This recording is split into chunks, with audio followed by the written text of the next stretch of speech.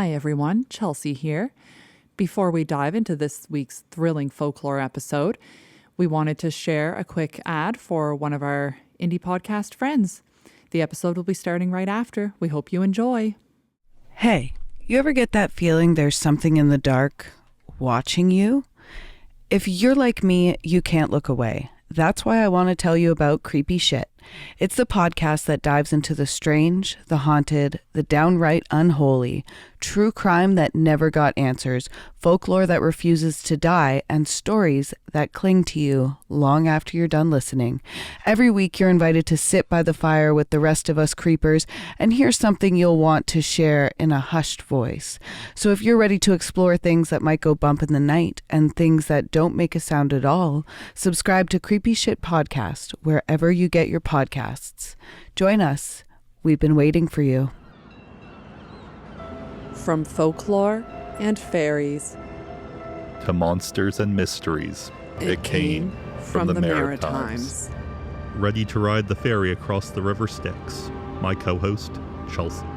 Terrorizing the local villagers, my co-host, Evan. Howdy everyone, and welcome to It Came From The Maritimes. Before I get into this week's episode, I want to let people know that we have been put in the running for the Coast Best of Halifax in the podcast and social media sections. If you're able to take the time, please go through and vote for us. Today's topic is the fitted phantoms known as the ghosts of the Mutineers of the Saladin.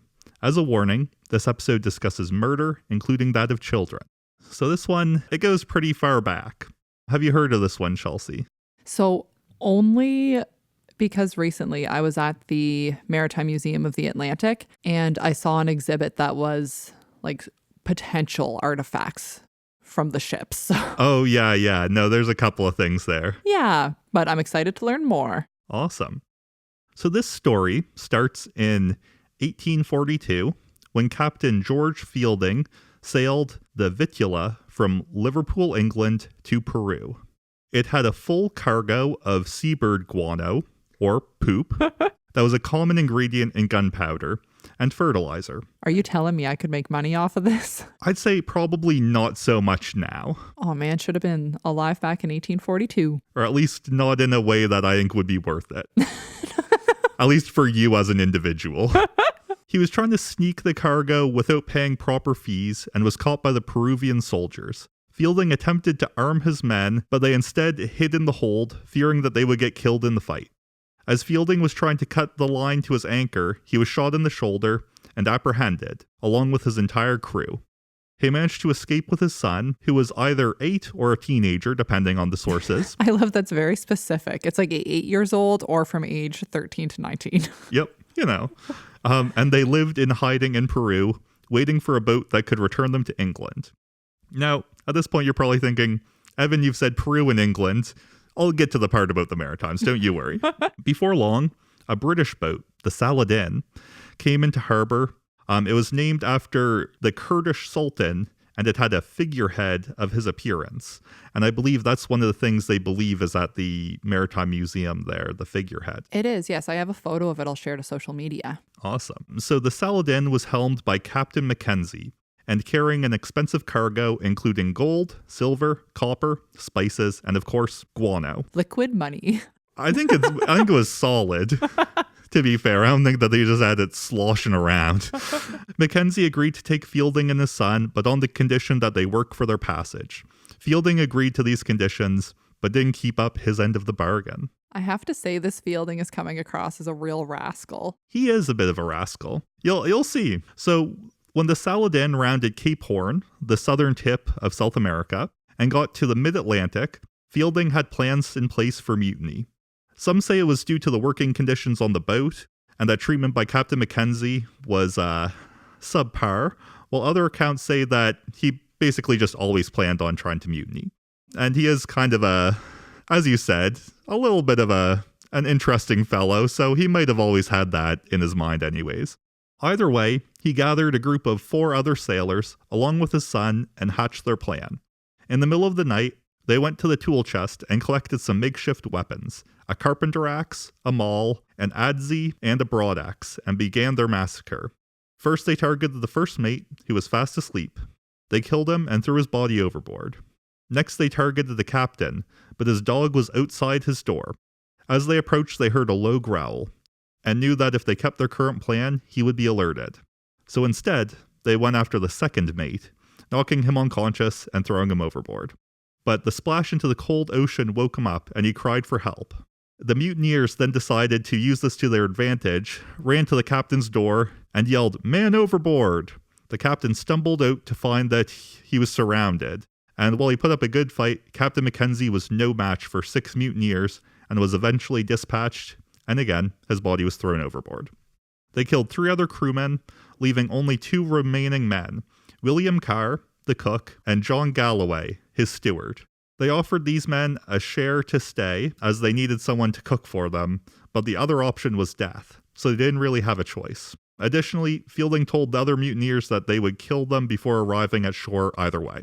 My goodness. Yeah, so, it was a little bit of a... I think the cook and his steward there were kind of put in a tough position either way. That's just it, being forced to cook for the men who had just butchered their colleagues. Exactly, so it was a bit of a mess. It said that when the sun rose, the deck was covered in blood. They ransacked the Saladin and agreed to throw most of the weapons overboard and lock the remaining fuel away. They also drank a concerning amount of alcohol, and all grew increasingly bold and paranoid. One day, Fielding was caught trying to convince the steward to help him kill some of the other mutineers so there would be less people to split the cargo. Why can't Fielding just, roll with the punches? He's... Yeah, he's just kind of in it. I don't know. That's it. He's just stirring up trouble at every turn. It's hard to say. But yeah, the other mutineers heard this and used weapons that they had previously said they threw overboard to fight Fielding and his son and tie them up. So now Fielding and his son were tied up. They threw Fielding overboard and had the cook and steward throw his son overboard as a show of loyalty. So a lot going on. So hopefully the son was at least an adult at this point, but honestly, it's a bit of a mess. It is. They threw the guano and copper overboard to make the boat lighter and made a plan to scuttle the boat off of Cape Breton and take a smaller boat up to Gulf of St. Lawrence with their treasure. So yeah, they wanted to kind of crash the Saladin and then take a smaller boat with the more valuable things, the gold and silver. They don't understand how much riches they could have earned with that sweet, sweet guano. I know, just sloshing around. For some reason, they decide to put the steward in charge of steering the ship, and that apparently didn't go well as they ran ashore on Harbour Island, not far from Sheet Harbour, Nova Scotia, on May 22nd, 1844. These people are just a hot mess. Maybe there was a reason that Captain Mackenzie there was really strict, because it sounds like none of them know what's going on. They're a bunch of troublemakers. He would have had to be strict with this bunch. Exactly. The remaining crew, so the 4 mutineers, not including Fielding and his son, and then the cook and his steward, were all brought to Halifax to stand trial, and they were kept in the Melville Island prison, which is now the location of the Armadale Yacht Club. So a little bit of a change up there. Yeah, slight change of venue, now a fancy wedding destination. Exactly. The cook and steward confessed, and the other men eventually revealed their stories. There was a long legal process for the cook and steward, but they were eventually found not guilty, while the 4 remaining mutineers were found guilty after only 15 minutes of deliberation by the jury. In what was the last major piracy trial of Nova Scotia, they were sentenced to death.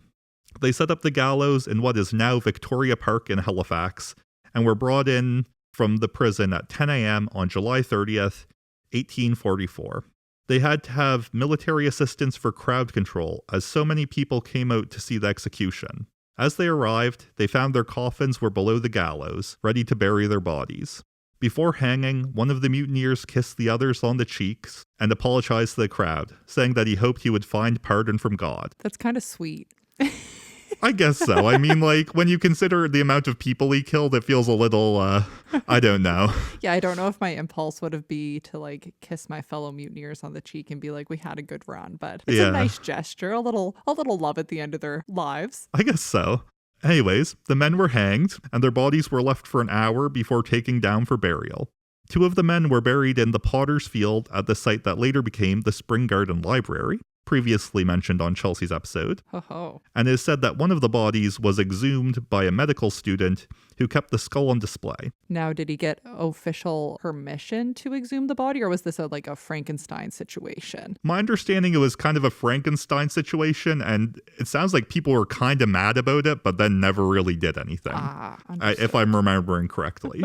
The other two were Roman Catholic and were buried in an unmarked section of Holy Cross Cemetery on South Street, which was reserved for those who were executed and those who died while dueling.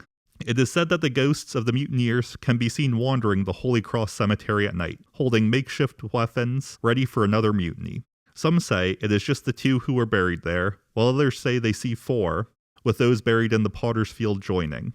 And others say that they have even seen the ghosts of Fielding and his son joining their former crewmates in the cemetery. That's quite the rendezvous. I know. I mean, I don't know why Fielding and the son would want to be involved with them, but maybe it's kind of they're haunting the other ghosts there type of thing. Maybe they've all acknowledged in the afterlife that they messed up, so they found peace with each other. You know what?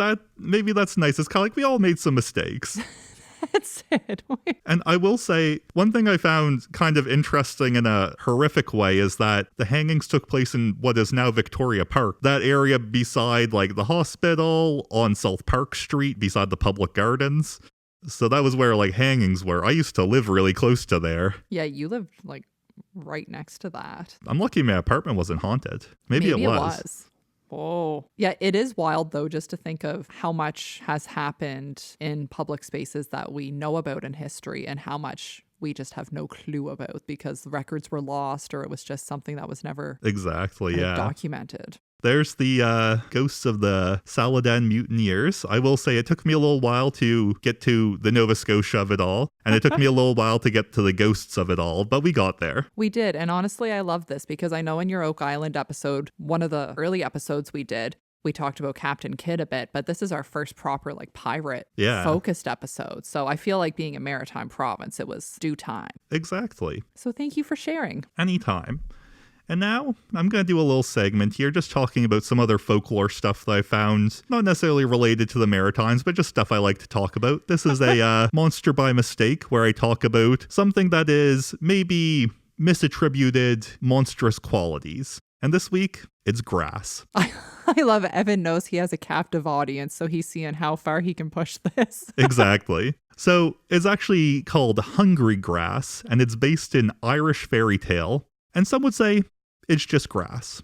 It's said that it's a patch of grass in an area of an unshriven corpse, or a corpse of a person that hasn't confessed their sins to a priest. It is said that if you walk over the grass, you will be perpetually weakened and hungry. And some variations say that the hunger is temporary, or that can be counteracted if you eat while crossing it. So if you're crossing this grass, if you have a little snack while you're going over it, you'll be good. Just a little nibble. Exactly. Some think that it may actually have been a story developed during the Irish potato famine, or had been given some reason due to the famine. And that would explain the myth of perpetual hunger, as people would often feel perpetually hungry until their death during the famine. A terrible time. It was. But that was just a little, not saying it's fun is a little bit disingenuous, but an interesting thing I found. And something, maybe it'll come up in trivia one day, or maybe you'll just forget about it. You're going to be grateful. Too. You're going to be so happy you listened to episode 43 of It Came From The Maritimes. Exactly. And thank you so much for joining us for this episode of It Came From The Maritimes. You can find us on social media, on Instagram and Facebook and TikTok at It Came From The Maritimes, on X and Blue Sky at ICFT Maritimes, and if you have any Atlantic Canada folklore you would like to see covered in a future episode, or a spooky story of your own, email us at itcameFromTheMaritimes@gmail.com. If you enjoy our podcast, please leave us a 5-star review. It helps people find us. And don't forget, we have a Patreon where we share some different content. Chelsea, do you want to talk about that a little bit? Absolutely. So most recently, we shared our very first video podcast episode, a bonus episode for all of our Patreon tiers. So if you want a little extra spooky, even though it's November, go check it out. You can also buy that post as a one-time purchase. And yeah, we have posts about book recommendations, local or just folklore related. We also have started sharing a few topics of folklore creatures and stories from across Canada. So yeah, check it out. Please feel free to join even as a free member to get some of that content. So if you like hearing about hungry grass, you keep that in mind. Now, as always, we end our episode with a little folklore tip. Nothing too serious, just something that we found in passing that we think is an interesting thing. Chelsea, would you like to share that for us? I would. If you turn a loaf of bread upside down, it means a ship will go bottom up. Ooh. Be careful in the kitchen. Careful. Thanks. Bye.